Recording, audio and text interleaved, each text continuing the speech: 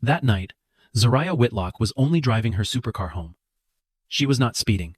She had not touched a drop of alcohol. She had broken no traffic law of any kind, but 3 police officers stopped her in the middle of an empty road anyway. "Step out of the vehicle," one of them said. Zariah looked at him through the tinted glass. "On what grounds?" she asked. Nobody answered her. 10 minutes later, a steel wrench came down hard on the body of a car worth nearly $1 million. "What exactly are you doing?" she asked, her voice flat and even. Detective Ronan Vey crouched beside the shattered panel and looked up at her without blinking. "We are looking for something you hid in here," he said. Zariah studied the wreckage of her own car, the carbon fiber cracked open like a ribcage. Then she smiled. A small, quiet smile that unsettled him more than any scream could have. "You have no idea what you are actually looking for," she said. The 3 officers did not understand that sentence. Not yet. Not until they finally pried open the hidden compartment beneath the seat. The road was nearly empty at that hour, just past 11 at night, the streetlights spaced too far apart to do much good. Zariah Whitlock drove her Aurelia V12 Black Edition home, from a private meeting with a technology partner, her hands loose on the wheel, her mind still turning over numbers from the pitch. Headlights appeared behind her, then blue and red light bleeding across her mirrors. She slowed. She signaled. She pulled onto the shoulder exactly the way she had been taught 20 years earlier, and she waited with her hands visible on the wheel. 3 men approached from 3 directions, boxing her in before she had even rolled down the window.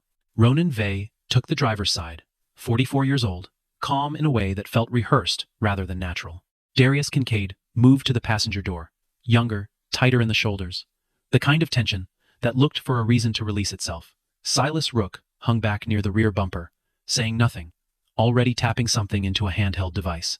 Zariah lowered her window 6 inches and waited. "License and registration," Ronan said. Zariah handed them over without a word. He barely looked at them. "May I ask why I was stopped?" she said, her tone even, deliberately unhurried. "We received information about a suspicious vehicle matching this description," Ronan answered. Zariah glanced at her own car, custom-built, one of only 4 in the country, painted a color that did not exist on any factory chart. "There is no other vehicle like this one," she said. Ronan's jaw tightened, almost imperceptibly. "Step out of the car," he said again. She asked to see the warrant. Ronan told her that a warrant was not required for a vehicle search under reasonable suspicion. Zariah pointed out, calmly, that reasonable suspicion required an articulable reason, and that he had given her none. Darius leaned in through the passenger window uninvited and swept a flashlight across the dashboard, across the seats, across the compartments beneath the center console. Silas walked slowly around the rear of the car, photographing the license plate from 3 separate angles, though the plate had not changed since the day she registered the vehicle 2 years earlier. Zariah noticed things most people would have missed in the heat of the moment. She noticed that when a white driver had passed through the same intersection 10 minutes earlier doing nearly 90, none of these 3 men had moved from where they stood. She noticed that Ronan's eyes kept drifting toward the rear of her car, toward a specific panel, as if he already knew something was there. She did not raise her voice. She did not resist. She simply watched, and she remembered every name stitched onto every uniform in front of her. Ronan glanced down at his phone, at a message only he could see, and something in his posture changed. "Open the trunk," he said. Zariah met his eyes through the window. "I think you should call a lawyer before this goes any further," she said.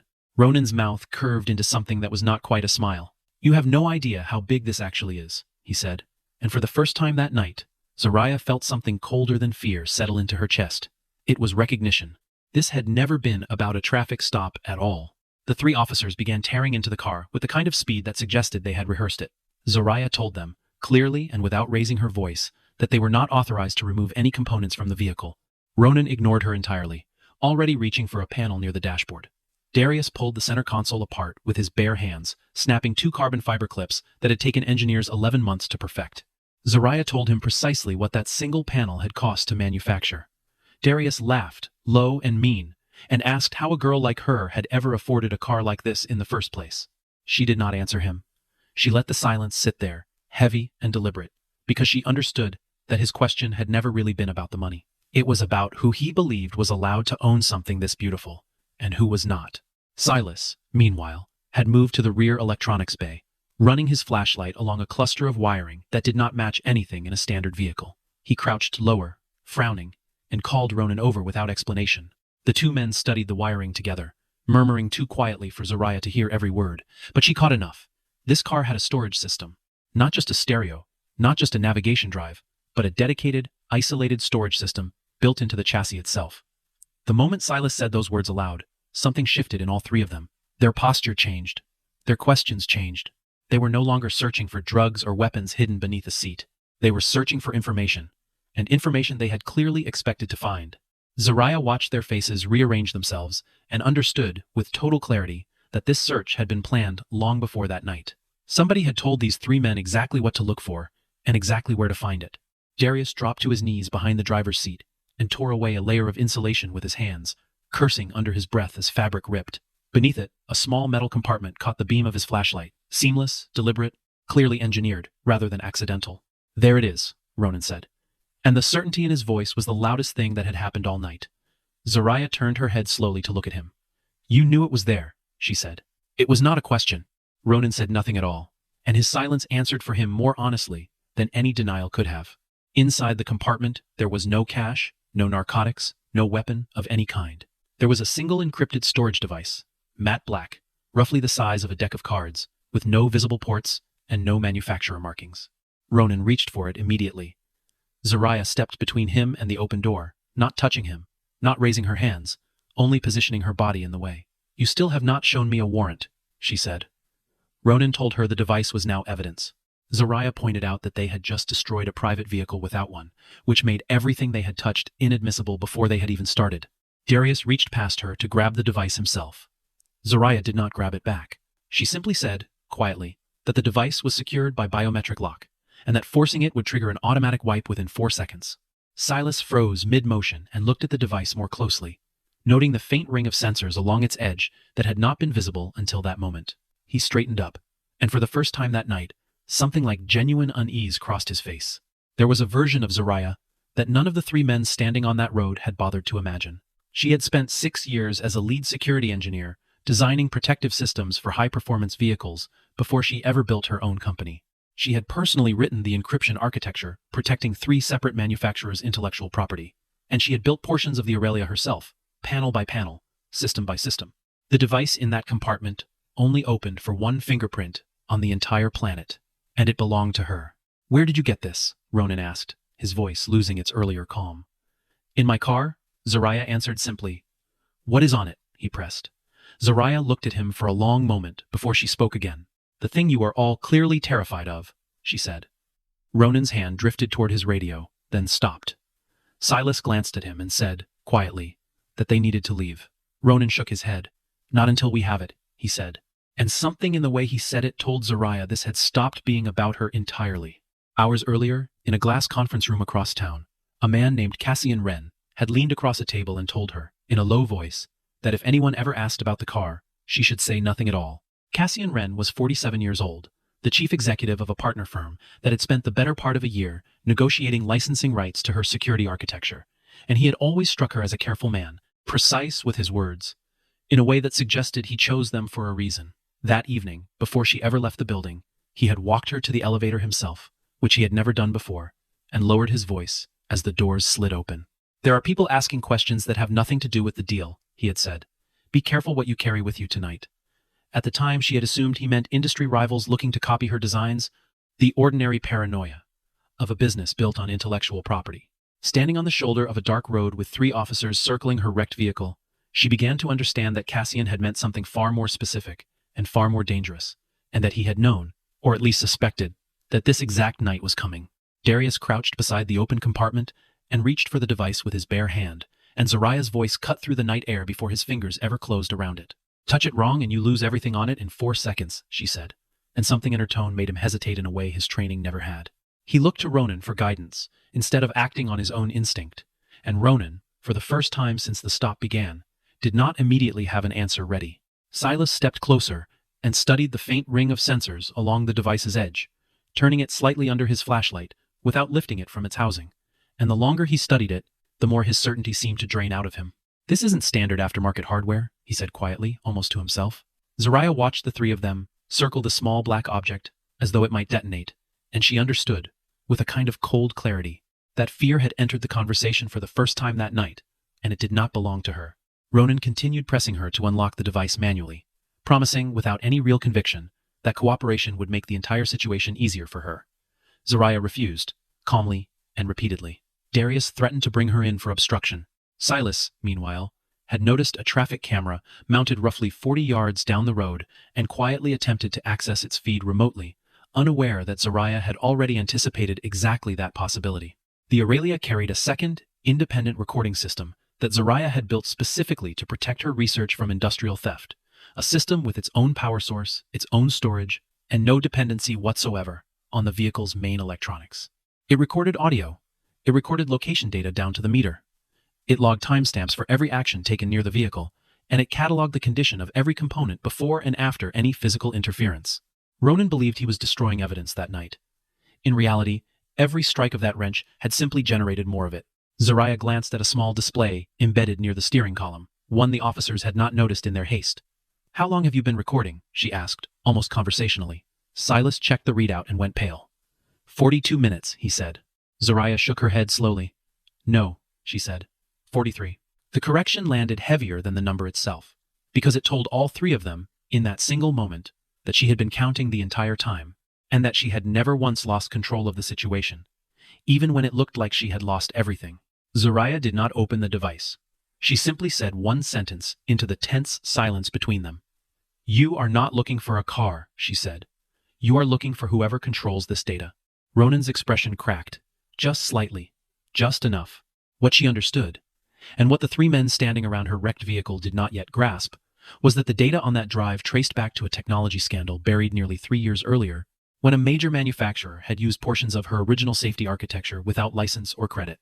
A serious accident had followed, one that killed a young father on a highway outside the city, and in the aftermath, internal technical records had been quietly altered to shift the blame away from the manufacturer and onto driver error. Former employees who knew the truth had been paid, one by one, to stay silent, or in a few cases, simply frightened into it. Somewhere along that trail of money and pressure, Zariah had found a name that did not belong to any corporate office at all.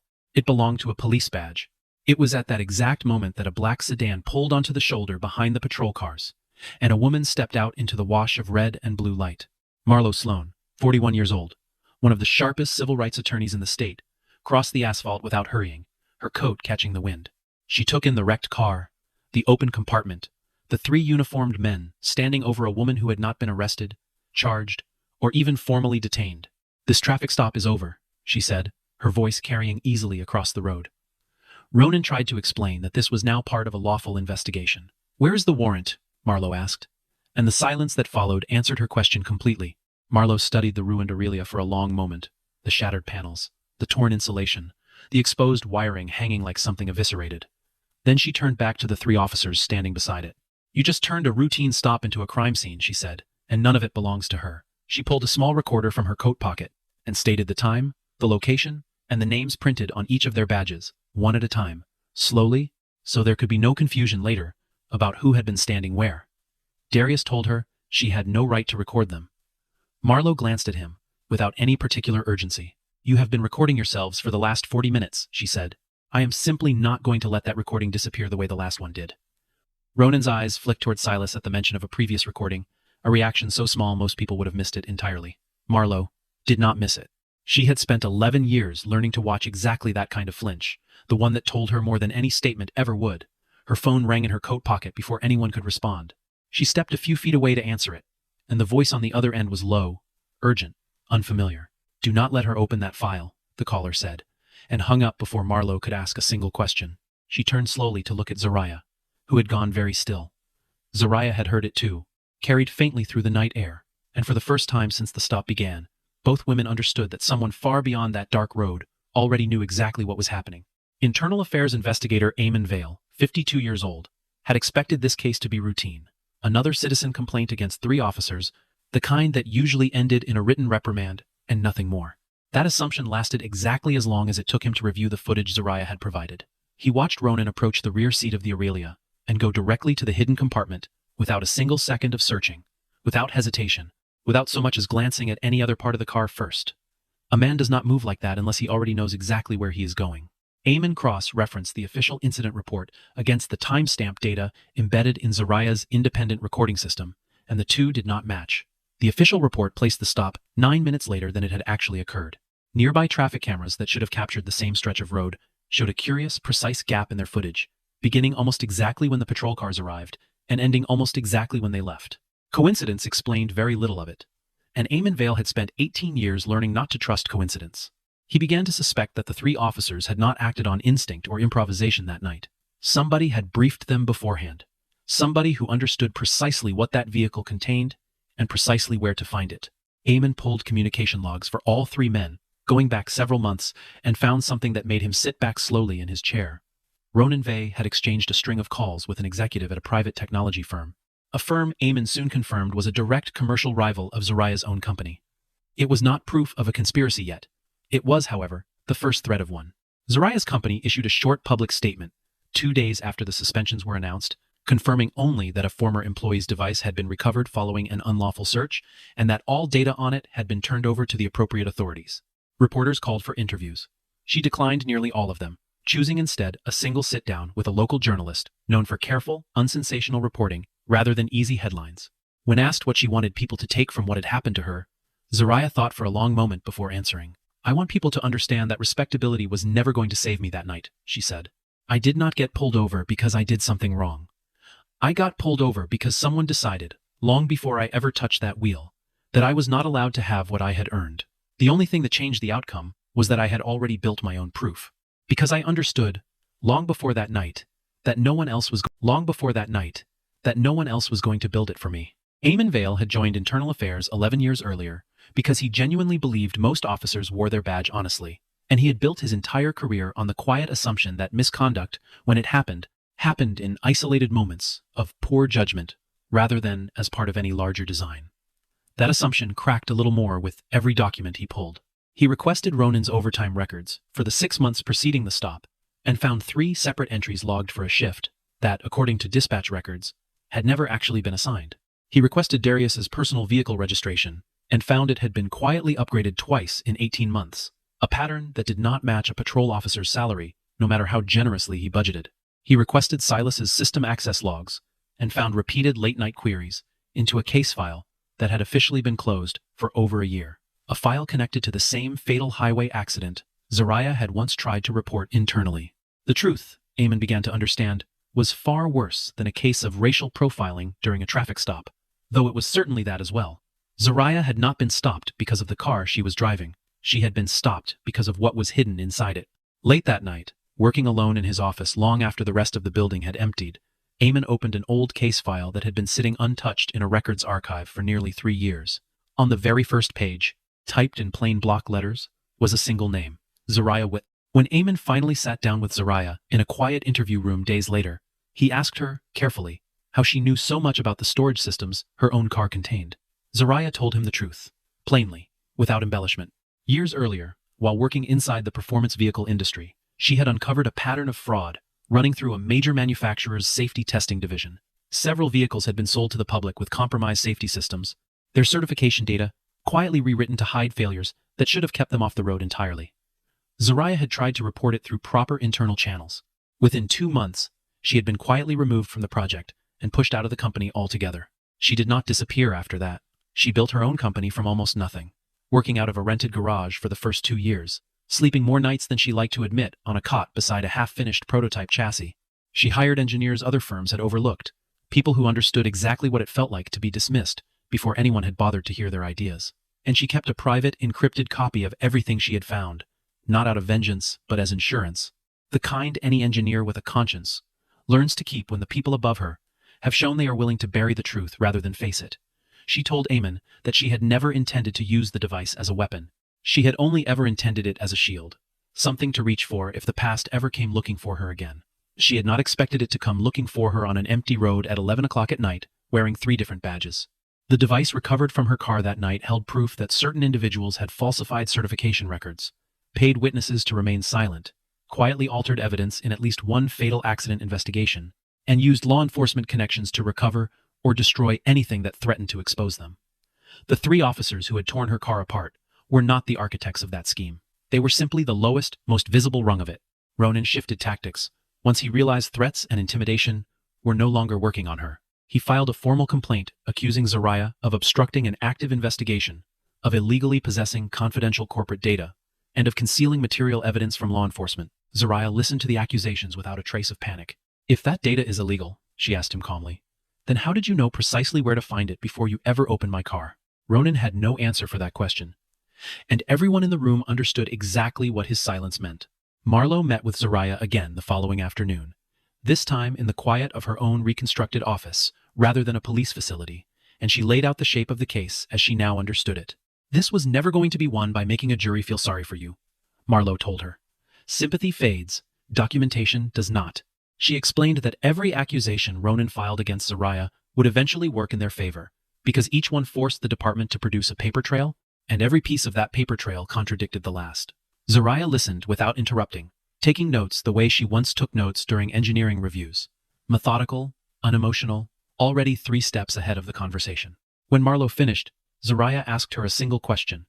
What happens to men like Mercer when people like us actually win? Marlowe did not answer right away. It depends how loudly we make them lose, she finally said. 2 days later, Eamon received an anonymous email containing a single line of text and nothing else. Check Ronan's vehicle. Following internal protocol rather than any personal suspicion, he requested access to the patrol car Ronan had driven that night, and inside a hidden panel beneath the trunk liner, investigators found a secondary storage drive. The data on it showed message exchanges confirming that Ronan had received specific instructions before the stop ever took place, instructions describing the vehicle, the compartment, and the device itself in exact detail. Darius Kincaid's financial records revealed a pattern of unexplained deposits stretching back nearly a year. Silas Rook's service history showed he had deleted or corrupted camera footage in at least 2 prior incidents, both of which had quietly collapsed for lack of evidence. 3 men, 1 pattern, repeated enough times that it could no longer be called coincidence by anyone willing to look honestly at it. Marlowe built her case with careful, deliberate precision. She did not simply argue that Zariah had been the victim of racial profiling, though the footage made that painfully self-evident to anyone who watched it. She argued something far more damning and far harder to dismiss. The 3 officers had documented their own misconduct in exhaustive detail, without ever realizing it. Video from before the search began, video during the destruction of the vehicle, independent audio recordings, precise GPS logs, internal system data, communication records connecting all 3 men to outside interests, traffic camera gaps that lined up exactly with their arrival and departure. Every single piece corroborated every other piece, forming a chain no defense attorney could break apart. When Ronan finally confronted Zariah for what would be the last time, his composure had entirely dissolved. You think you have won, he said, his voice rougher than it had been on that dark road. Zariah looked past him at the ruined shell of her car, still sitting in an evidence garage awaiting release. No, she said quietly. I was only waiting for you to say the reason yourself. Ronan's control finally broke completely, and the words came out of him before he could stop them. We were only following Mercer's orders, he said. Zariah and Marlowe exchanged a single look. Mercer was a name that had never once appeared in any official file. Eamon traced the name within days. Mercer turned out to be a senior official, with deep, long-standing ties to the same rival technology firm Ronan had been quietly communicating with for months. A man who had spent nearly 2 decades building relationships across departments precisely so that a favor could always be called in quietly, without paperwork, without witnesses, without anyone ever having to say exactly what was being asked. Financial records showed payments to Ronan routed through 3 separate shell accounts, each one closed within days of the transfer clearing. A single email, recovered from a server Mercer had believed was unreachable, instructed a subordinate to locate a specific vehicle and, in Mercer's own words, ensure nothing on it ever reaches a courtroom. Eamon read that line twice before he picked up the phone to call the district attorney's office directly, bypassing his own chain of command entirely, because by that point, he no longer trusted every link in it. Investigators handed the complete evidence file over to an independent oversight body outside the department's own chain of command, removing any possibility of internal interference. Ronan Vey was suspended immediately, pending a full criminal investigation into evidence tampering and abuse of authority. Darius Kincaid was suspended alongside him, his badge and service weapon surrendered within the hour. Silas Rook lost all access to departmental systems. The same afternoon his prior case files were formally reopened for review. Word of the suspensions moved through the department quickly, the way it always does, in hallway whispers and closed office doors. Officers who had once nodded at Ronan in the parking lot now avoided his eyes entirely.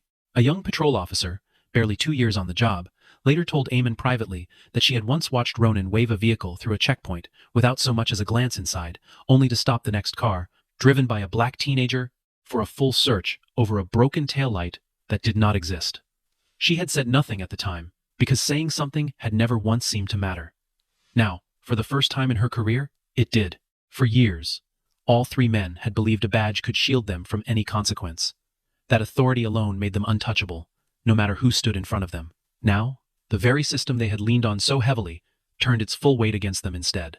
Ronan lost his rank and his pension eligibility in a single administrative hearing. Darius lost his badge outright and now faced formal criminal charges. Silas lost every system credential he had once used to make inconvenient evidence quietly disappear. All three came under active investigation for evidence tampering, abuse of power, and conspiracy to obstruct a federal inquiry that was only just beginning to widen. At his final hearing, Ronan tried once more to frame himself as a man who had simply followed orders, insisting to a room of investigators that he had never once acted on his own initiative. One of the panel members, a retired judge with little patience left for that particular defense, reminded him that following an unlawful order was not a shield, it was a second offense stacked directly on top of the first. Darius said almost nothing throughout his own hearing, staring at the table in front of him. And Eamon later noted, in his private files, that it was the first time he had seen genuine fear on the man's face rather than aggression. Silas alone attempted to cooperate fully, handing over passwords, backup drives, and a written account of every file he had ever quietly deleted at Ronan's request, hoping visibly that cooperation might soften what was coming. It did not undo what had already been broken, but it did give investigators the final pieces they needed to close the case against Mercer completely. Zariah was not finished, and she made that clear the moment the suspensions were announced. She told Marlowe she did not simply want her car repaired and her name cleared. She wanted every piece of the underlying data made public, in full, without redaction. "Are you certain?" Marlowe asked her, watching her carefully. "I don't need them to apologize to me," Zariah answered. "I need it to stop being possible for this to happen to someone else. Someone standing alone on a road at night with no lawyer, no company, and no independent camera system built into the frame of her car." She opened the device herself for the very first time since that night, and on the final file listed inside, 3 words filled the screen: Project Black Veil. Marlowe sat beside her as the file finished decrypting, and for a long moment neither of them spoke. "This isn't just about you anymore," Marlowe finally said, scrolling through page after page of names, dates, and routed payments. Zariah nodded slowly. "It never really was," she said. "It was about me, the moment they decided a woman who looked like me could not possibly own something this valuable without having stolen it. And it became about everyone else the moment I realized how many times they had already gotten away with exactly that." She thought of the young father who had died on a highway because a company chose profit over an honest recall, of the engineers who had lost their careers for telling the truth, of every driver who had ever been pulled over for nothing more than existing in the wrong car, on the wrong road. The file did not just contain evidence. It contained years of small, quiet injustices finally given a name and a date. The contents of that file exposed a supply chain of corruption far larger than 3 officers on a dark road, or even one dishonest manufacturer. It named the executives who had ordered safety data altered. It named the officials who had accepted money to look away from a fatal accident. It named the officers, including Ronan, Darius, and Silas, who had been quietly used as enforcement whenever the truth threatened to surface. Mercer came under formal federal investigation within the week. Older, long-buried cases were reopened one after another as investigators realized how far the pattern actually extended. The rival technology firm faced a cascade of new inquiries from regulators who had spent years asking the wrong questions entirely. And Zariah Whitlock, the woman 3 officers had once assumed was simply a young black woman who could not possibly have earned the car she was driving, was fully and publicly cleared of every single accusation ever leveled against her. The Aurelia itself came home weeks later, on the back of a flatbed truck, its body still scarred where a wrench had come down without permission. The dashboard hung loosely from its mounts. The carbon fiber panel Darius had torn apart, with his bare hands sat cracked in the passenger seat, waiting to be replaced. Zariah walked around the car slowly in the fading afternoon light, running her fingers along every dent, every gouge, every place where something beautiful had been broken, simply because someone decided she had no right to own it. She chose not to sell it. She chose instead to rebuild it herself, piece by piece, in the same workshop where she had first designed it. She did not restore the car to erase what had happened to her that night. She restored it so the damage would remain visible beneath the new paint. A permanent, quiet reminder of exactly what had been done to her, and exactly what she had survived. She kept the cracked carbon fiber panel Darius had torn free with his bare hands, mounted now in a glass case on the wall of her workshop, beside a printed timestamp reading 43 minutes. Visitors who asked about it rarely needed the story explained twice. Cassie and Wren came to see the finished car in person once the work was done, standing quietly beside her in the low light of the garage for a long moment before he spoke. "I should have told you everything I knew sooner," he admitted. Zariah studied the restored bodywork rather than looking at him. You told me enough to survive it, she said. That will have to be enough for both of us. Weeks later, on a clear evening with the sky just beginning to darken, Zaraya drove the newly restored Aurelia back to the same stretch of road where 3 officers had once forced her to stop. She slowed the car and brought it gently to rest on the very same shoulder. She sat there for a long moment in the quiet, watching the empty road stretch out ahead of her in the headlights. She checked her rearview mirror. There were no patrol lights behind her. There was no one demanding she step out of her own car. There was only the open road and the low hum of an engine she had built with her own 2 hands. She thought, briefly, of the version of that night that might have unfolded if she had panicked, if she had raised her voice, if she had reached too quickly, for anything at all. She thought of how differently the story could have ended for her, and for how many others it already had ended differently, on roads just like this one, in cities just like this one, for reasons no more substantial than the ones Ronan had offered her. She had survived that night, not because the system had protected her, but because she had spent years quietly building the tools to protect herself when the system inevitably failed to. That thought did not comfort her exactly. It settled into her instead, steady and clear, the way true things tend to. Marlowe called her a few minutes later with an update. All 3 of them have officially lost their jobs, she said. Zaraya allowed herself a small, quiet smile in the fading light. I know, she said. Where are you right now? Marlowe asked. Zaraya looked out at the empty road stretching ahead of her, calm and unbroken in every direction. Right where it all began, she said. Marlowe asked one more question before ending the call, almost hesitant, as though she already suspected the answer. Do you regret any of it? She asked. Zaraya looked out at the long stretch of empty asphalt ahead of her, lit gold by the last of the evening sun. Only that it took 3 broken men and 1 destroyed car for anyone to finally listen, she said. Marlowe did not respond right away, and in the quiet that followed, neither of them needed her to. Some silences carried more weight than any answer could have. She set the phone down gently on the passenger seat, placed her hand on the wheel, and eased her foot down onto the accelerator. The Aurelia moved forward smoothly into the deepening night, engine settling into a low, steady rhythm, tires gripping the same stretch of asphalt that had once tried to hold her in place. They had once believed she was only a young black woman driving a car far too expensive for someone like her to have earned honestly. What none of them had understood, standing over that wrecked vehicle with a wrench in hand and a badge on their chest, was that the thing they tore apart that night was never really the car at all. It was a wall, carefully built over years, meant to keep an uncomfortable truth buried where no one would ever find it. And when that wall finally came down, it did not fall alone. 3 badges came down with it, and this time, there was no one left standing behind them to catch the fall.